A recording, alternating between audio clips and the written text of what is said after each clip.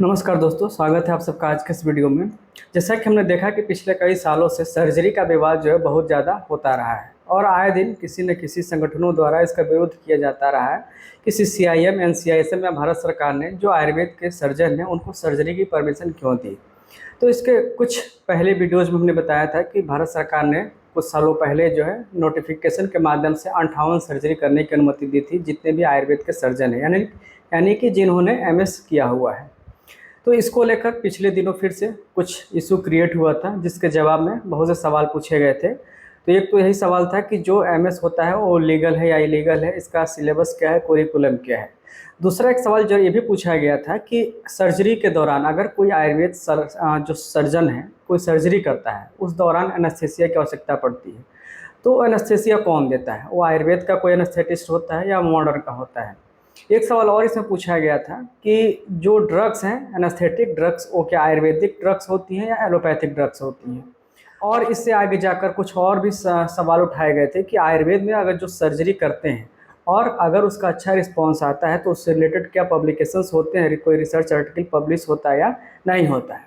तो बहुत से सवाल पूछे गए थे और इसका जवाब जो है माननीय आयुष मंत्री ने पिछले दिनों लोकसभा में दिया भी था और उसका पूरा डिटेल हम आपको आज की इस वीडियो में बताएंगे कि परमिशन है नहीं है, एनेस्थेटिस्ट क्या है। और सबसे बड़ी बात है कि जो जवाब है बहुत अच्छा प्रस्तुत किया गया है माननीय आयुष मंत्री जी द्वारा।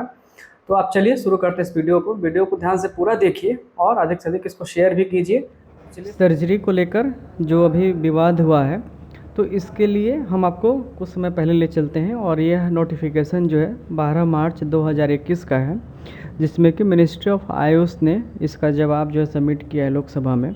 तो सबसे पहले हम आपको सवाल बताते हैं कि सवाल क्या क्या थे। तो जो सबसे पहला सवाल था कि whether the government has notified post graduate surgical courses in Ayurveda. तो उसमें क्या गवर्नमेंट ने जो है सर्जिकल कोर्सेज के बारे में आयुर्वेद में नोटिफाई किया है, अगर किया है तो उसके जो नेचर, एक्सपर्टाइज है, क्वालिफिकेशन और फैकल्टी है, इसके बारे में मतलब क्या क्या नोटिफिकेशन हुआ है। जो दूसरा सवाल था कि schedule prescribed laid down for the training of PG students, इसमें यानी कि पीजी स्टूडेंट्स की ट्रेनिंग को लेकर जो आपके सिलेबस या कुरिकुलम बने थे उनका क्या है, कोर्स के मतलब डिजाइनिंग क्या है। Whether anaesthesia during the event of an ayurvedic surgery will be administered to a patients by allopathic practitioner और एन आयुर्वेदिक डॉक्टर, यानी कि जो सर्जरी के दौरान एनेस्थीसिया दी जाती है वो कौन देता है, एलोपैथिक प्रैक्टिशनर देते हैं या आयुर्वेदिक डॉक्टर देते हैं। Whether the anaesthesia so administered be ayurvedic और एलोपैथिक कंपोजिशन, जो एनेस्थीसिया में जो ड्रग्स हम देते हैं वो आयुर्वेदिक ड्रग्स रहता है या एलोपैथिक ड्रग्स रहता है। और अगला जो है question, whether ayurvedic doctor surgeon have been permitted to prefix doctor and MS, यानी कि जो आयुर्वेद के डॉक्टर या सर्जन हैं उनको अपने नाम के आगे डॉक्टर लगाने की अनुमति है और नाम के अंत में एमएस लगाने की अनुमति है या नहीं है। And the number of research paper presented, यानी कि जितने भी सर्जरी में जो एडवांसमेंट हुए हैं या जो आयुर्वेद में सर्जरी कराई जाती है इससे रिलेटेड कोई रिसर्च पेपर पब्लिश होता है डोमेस्टिकली एंड ग्लोबली, यानी कि नेशनल या इंटरनेशनली, तो लास्ट 2 सालों में कितने पब्लिश हुए हैं। तो इसका जो है आंसर जो दिया गया था, minister of state of ministry of youth affairs and sports and additional charges of minister of state of minister of Ayurveda yoga naturopathy, यानी कि मिनिस्ट्री ऑफ आयुष। और उस समय श्री किरण रिजिजू चार्ज में थे मिनिस्ट्री ऑफ आयुष के। तो इनके द्वारा जो जवाब दाखिल किया गया था उसको भी हम देखते हैं। तो सबसे पहले सवाल का जवाब देखिए, yes the central council of Indian medicine has notified Indian medicine central council post graduate Ayurveda education regulation 2016 wide gazette notification dated 7th November 2016 wherein details of all PG surgical courses in Ayurveda including nature, expertise, qualification of the faculty interested with training the students of the course are mentioned। तो already इसमें बताया जा चुका है कि जितने भी इसके रिलेटेड जो नेचर, एक्सपर्टाइज या क्वालिफिकेशन, फैकल्टी, ये सब कुछ ऑलरेडी नोटिफाइड है और इसका ये लिंक दिया गया है। अब तो ये लिंक चेंज हो गया है, NCCIM की जगह आप इसको nccimindia.org पे जाएंगे तो आपको अवेलेबल हो जाएगा। तो इसका सारा जो है डिटेल दिया गया था मिनिस्ट्री द्वारा। जो दूसरा सवाल था कि सर्जरी से रिलेटेड, तो इसमें बताया गया कि total 58 surgical procedures of PG scholars of शल्य एंड शलाक्या स्ट्रीम्स, तो टोटल जो है 58 हैं, 58 सर्जिकल प्रोसीजर्स हैं जो शल्य और सलाह के जो स्पेशलिस्ट हैं उनके लिए किया गया था। And need to be practically trained are notified by the Indian medicine central council post graduate Ayurveda education amendment act. तो इसको भी ऑलरेडी नोटिफाई किया जा चुका है कि कौन कौन से 58 सर्जिकल प्रोसीजर्स कर सकते हैं। और ये भी जो है पब्लिक डोमेन में, देखिए हर सवाल के जवाब में क्लियर कट लिखा है कि पब्लिक डोमेन है, कोई भी सारे के सारे जो है पब्लिक डोमेन में, आप इसको एक्सेस ले सकते हैं, डाउनलोड कर सकते हैं वेबसाइट से।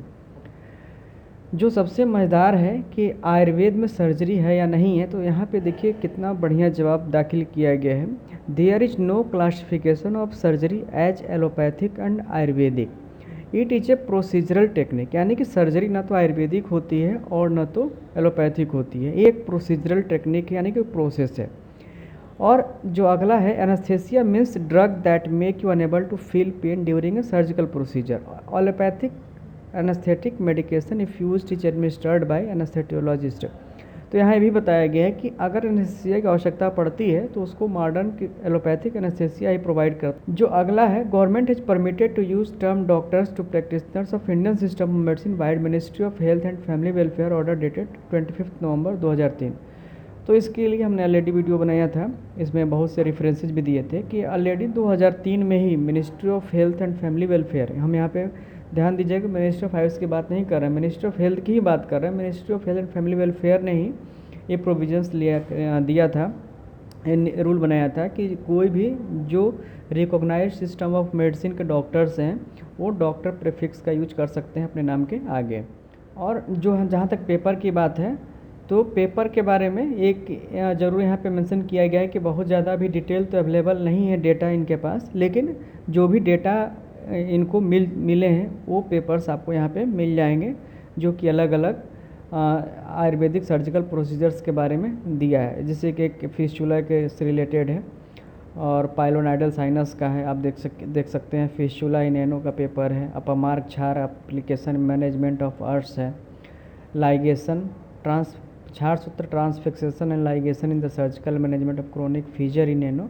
तो पेपर बहुत सारे हैं, लेकिन चूँकि गवर्नमेंट का अपना कोई डेटाबेस नहीं है, इसलिए उन्होंने किया है कि उनके पास बहुत ज़्यादा इन्फॉर्मेशन नहीं है, लेकिन जितने भी रिसोर्सेज हैं मिनिस्ट्री ऑफ IOCCRS से रिलेटेड, वो सारे के सारे पेपर यहाँ पे इकट्ठा करके उन लोगों ने इसका जवाब दाखिल किया था। यहाँ पर पिछले 2 सालों में 11 पेपर इन्होंने ऑनलाइन कलेक्ट करके जमा किया था, सबमिट किया था।